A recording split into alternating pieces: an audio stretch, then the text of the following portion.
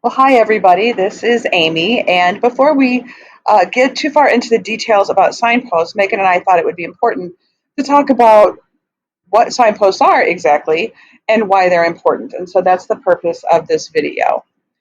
Um, so first of all, what are signposts? And they are simply structures that you look for when you're reading, and they help you navigate and understand the text. Chances are many of us are good readers, and we use these signposts unintentionally. The purpose of signpost is to make these structures that we just sort of use without thinking about it really clear to all readers so they can use them and use those structures then to help them better understand what they're reading. As you continue in the module, you're going to see that there are 5 key nonfiction signposts. You've already looked at numbers and stats, and then you'll have the chance to learn about contrasts and contradictions, extreme or absolute language, quoted words, and word gaps. And one important thing to realize is that each signpost, of course, has a description for what to look for, but it also has an anchor question that helps students think about those big questions from the questioning stance with more specificity, with more focus.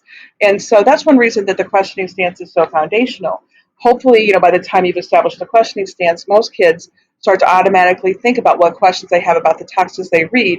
And so once you go into the signpost with them, then they have more specific questions to bring to bear to help them understand what they're reading.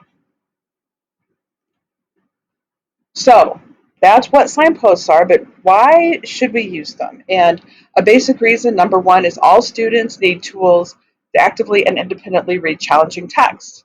But let's go ahead and unpack that statement a little bit because it has a lot of ideas in it. First of all students.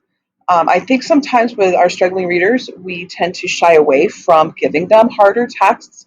We're worried they're going to be too frustrated, they won't be able to do it. And I had an experience last year that really showed me the power of signposts with this.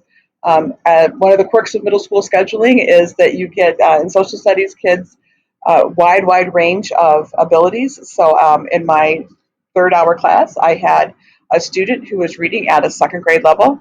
And of course, he's in third hour with kids who are going to be taking AP classes next year.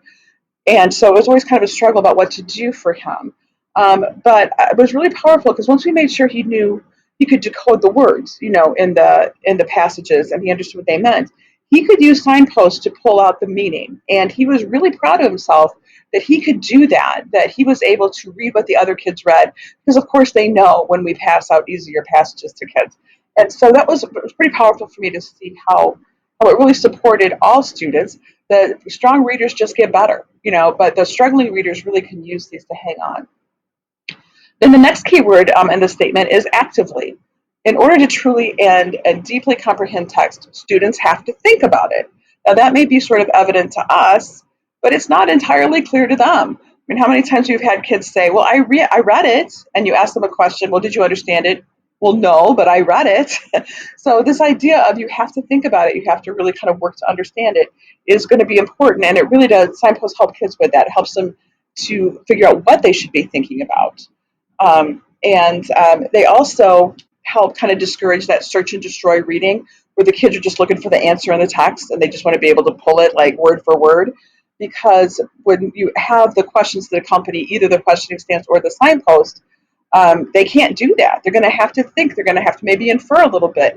And so it helps get away from that search and destroy reading and have them think carefully and try to really understand the text.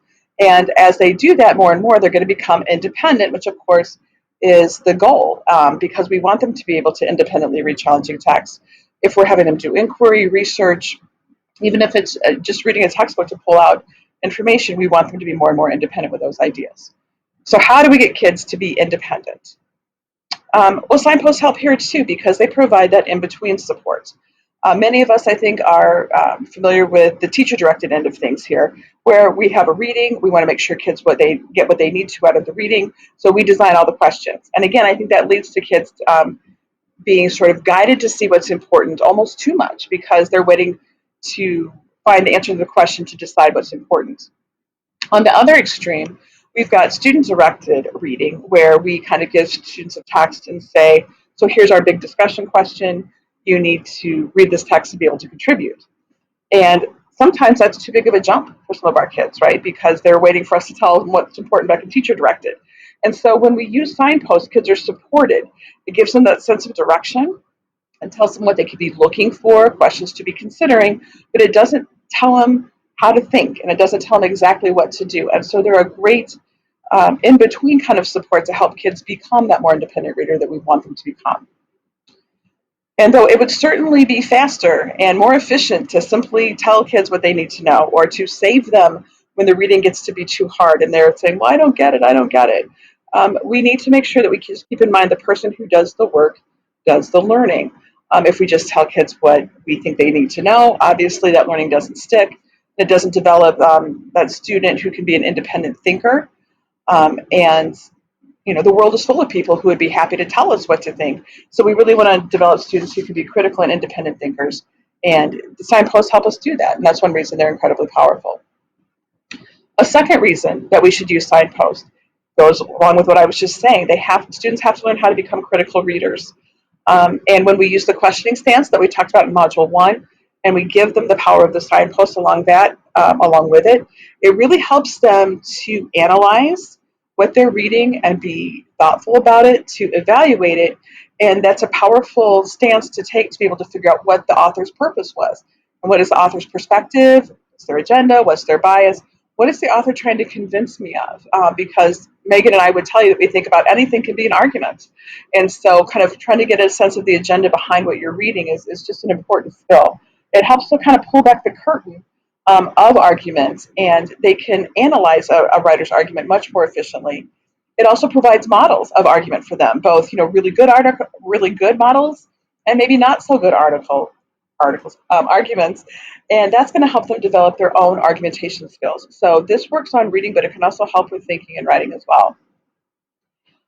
And I think the quote here is pretty powerful. Really, we want kids to decide for themselves uh, about the information they're reading and really think carefully about it and test ideas and kind of sift through information. And the signposts help them be active readers who can do that. So, why signposts? We want kids to be able to think about what they're reading, and they want them to invite the text to challenge and change them. And I think that if they can use signposts, they start to see that the point is not to race through the reading to get it over with. The point is to help us think through important questions and to learn important information. And signposts will really help them become those close critical readers that we want them to be. So next up is learning about those signposts, and thanks for your attention.